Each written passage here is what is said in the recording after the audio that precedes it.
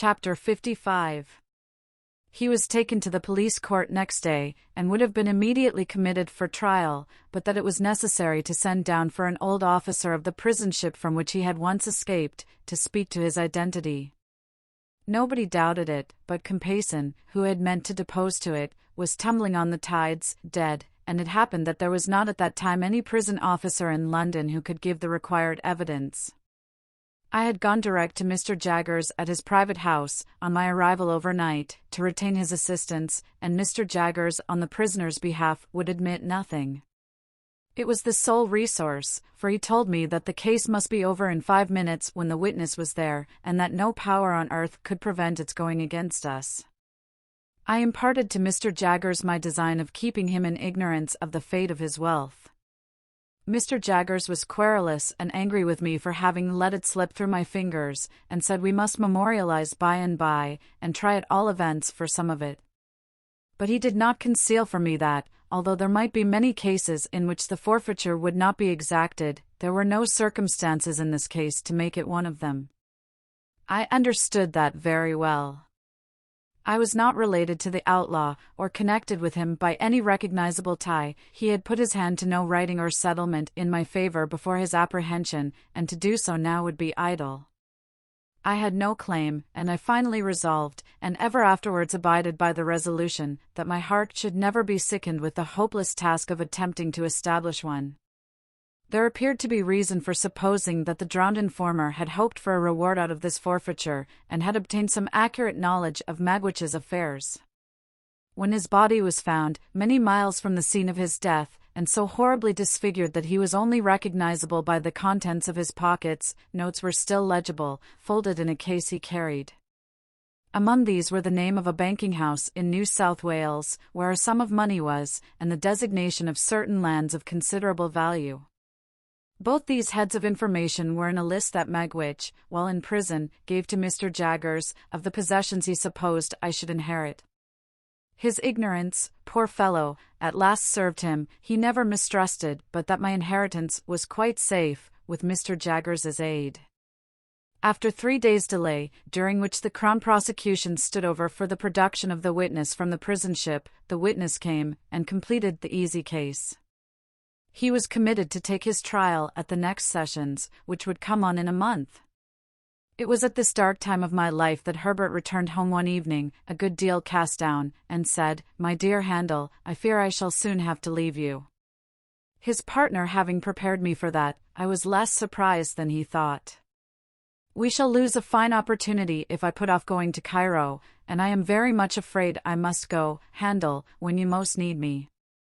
"Herbert, I shall always need you, because I shall always love you, but my need is no greater now than at another time." "You will be so lonely."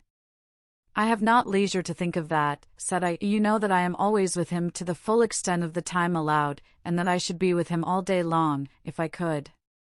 And when I come away from him, you know that my thoughts are with him." The dreadful condition to which he was brought was so appalling to both of us, that we could not refer to it in plainer words. "My dear fellow," said Herbert, "let the near prospect of our separation, for it is very near, be my justification for troubling you about yourself. Have you thought of your future?" "No, for I have been afraid to think of any future."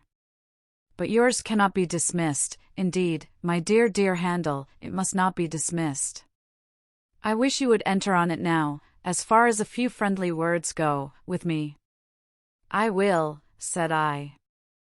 "In this branch house of ours, Handel, we must have a—" I saw that his delicacy was avoiding the right word, so I said, "a clerk." "A clerk. And I hope it is not at all unlikely that he may expand, as a clerk of your acquaintance has expanded, into a partner. Now, Handel, in short, my dear boy, will you come to me?" There was something charmingly cordial and engaging in the manner in which, after saying "and now, Handel," as if it were the grave beginning of a portentous business exordium, he had suddenly given up that tone, stretched out his honest hand, and spoken like a schoolboy. Clara and I have talked about it again and again, Herbert pursued, and the dear little thing begged me only this evening, with tears in her eyes, to say to you that, if you will live with us when we come together, she will do her best to make you happy, and to convince her husband's friend that he is her friend too. We should get on so well, Handel. I thanked her heartily, and I thanked him heartily, but said I could not yet make sure of joining him as he so kindly offered. Firstly, my mind was too preoccupied to be able to take in the subject clearly. Secondly, there was a vague something lingering in my thoughts that will come out very near the end of this slight narrative. But if you thought, Herbert, that you could, without doing any injury to your business, leave the question open for a little while, for any while, cried Herbert. 6 months, a year. Not so long as that, said I, 2 or 3 months at most.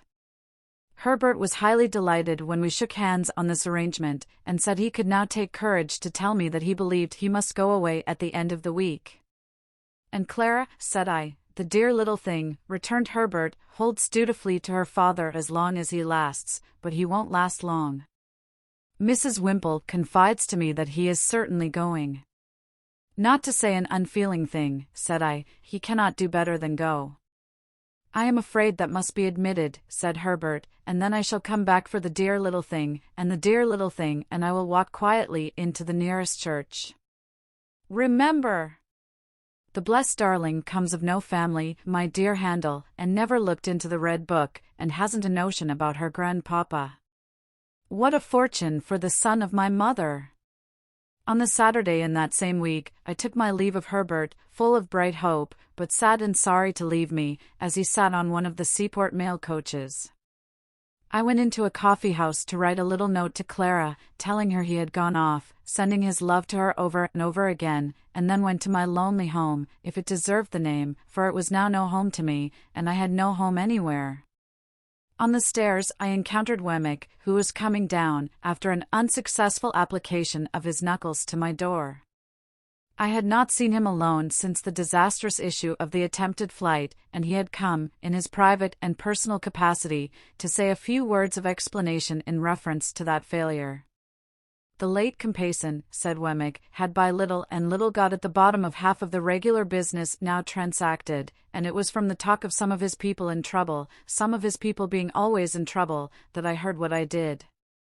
I kept my ears open, seeming to have them shut, until I heard that he was absent, and I thought that would be the best time for making the attempt. I can only suppose now that it was a part of his policy, as a very clever man, habitually to deceive his own instruments.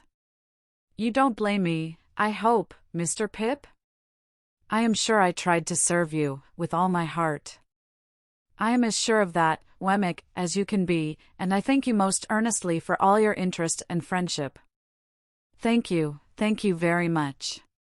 It's a bad job, said Wemmick, scratching his head, and I assure you I haven't been so cut up for a long time. What I look at is the sacrifice of so much portable property. Dear me! What I think of, Wemmick, is the poor owner of the property. Yes, to be sure, said Wemmick. Of course, there can be no objection to your being sorry for him, and I put down a £5 note myself to get him out of it. But what I look at is this. The late Compeyson having been beforehand with him in intelligence of his return, and being so determined to bring him to book, I do not think he could have been saved. Whereas, the portable property certainly could have been saved. That's the difference between the property and the owner, don't you see? I invited Wemmick to come upstairs and refresh himself with a glass of grog before walking to Walworth. He accepted the invitation. While he was drinking his moderate allowance, he said, with nothing to lead up to it, and after having appeared rather fidgety, "What do you think of my meaning to take a holiday on Monday, Mr. Pip?" "Why, I suppose you have not done such a thing these 12 months. "These 12 years, more likely," said Wemmick. "Yes. I'm going to take a holiday. More than that, I'm going to take a walk. More than that, I'm going to ask you to take a walk with me."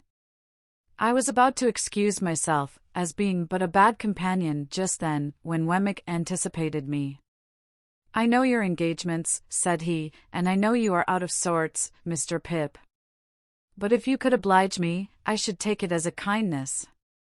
It ain't a long walk, and it's an early one. Say it might occupy you, including breakfast on the walk, from 8 to 12. Couldn't you stretch a point and manage it?" He had done so much for me at various times that this was very little to do for him. I said I could manage it, would manage it, and he was so very much pleased by my acquiescence that I was pleased too. At his particular request, I appointed to call for him at the castle at 8:30 on Monday morning, and so we parted for the time. Punctual to my appointment, I rang at the castle gate on the Monday morning, and was received by Wemmick himself, who struck me as looking tighter than usual, and having a sleeker hat on. Within, there were 2 glasses of rum and milk prepared, and 2 biscuits. The aged must have been stirring with the lark, for, glancing into the perspective of his bedroom, I observed that his bed was empty. When we had fortified ourselves with the rum and milk and biscuits, and were going out for the walk with that training preparation on us, I was considerably surprised to see Wemmick take up a fishing rod, and put it over his shoulder. "Why, we are not going fishing," said I. "No," returned Wemmick, "but I like to walk with one." I thought this odd, however, I said nothing, and we set off. We went towards Camberwell Green, and when we were thereabouts, Wemmick said suddenly, "Hullo! Here's a church." There was nothing very surprising in that, but again, I was rather surprised when he said, as if he were animated by a brilliant idea, "Let's go in." We went in, Wemmick leaving his fishing rod in the porch, and looked all round.